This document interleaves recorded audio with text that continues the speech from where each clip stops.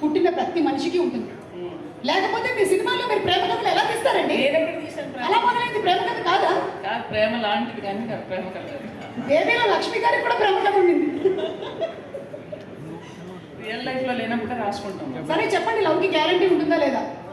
లేదు. ఓకే, నీరజ గారు, ఒకడు లవ్ లో ఉన్నాడా లేదా అని ఎలా తెలుస్తుంది? మీరు చూడండి, అక్కడ చూడండి, కొంతమంది ఫేసులు చూస్తే మీకు అర్థమవుతుంది వాళ్ళు లవ్ లో ఉన్నారో లేదా. అతను నవ్వుతున్నట్టు చూడండి, 32 పళ్ళు బయట ఉన్నాయి. నాకు ఎందుకో డౌట్గా ఉంది అతను లవ్ లో లేడని. ఆ టైంకి మనకు కావాల్సిన నిజం మనం నమ్మేయడం అంతే. ఓకే, మనకు ఆ టైంకి అబ్బాయి నచ్చాడు, గ్యారంటీ అని కూడా గ్యారంటీ అనుకోవడం అంతే. అంటే ఒకళ్ళు ప్రేమలో ఉన్నారా లేదా అని ప్రతిదీ నమ్ముతూ చాలా హ్యాపీగా.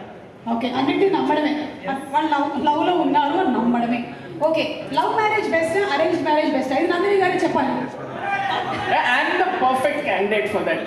కరెక్ట్గా 1 year తర్వాత రండి, ఇంకా ఆన్సర్ ఇస్తాను. 2 ట్రై చేస్తాను నేను ఈలో. అవునా? ఓ మై గాడ్, 8 వసంతాల్లో గుడ్ న్యూస్ చెప్పిన నందిని రెడ్డి గారు.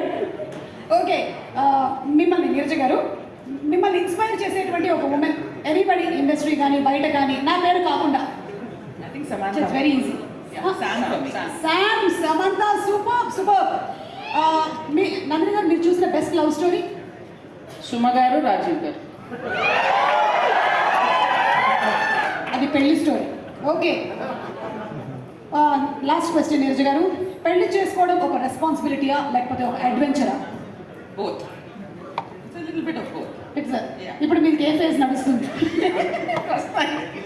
షూటింగ్ లో వచ్చిందని పాపం ఇంటికి అడ్వెంచర్ అయితే రెస్పాన్సిబిలిటీ న్యాయం చూస్తున్నారు. అందుకనే.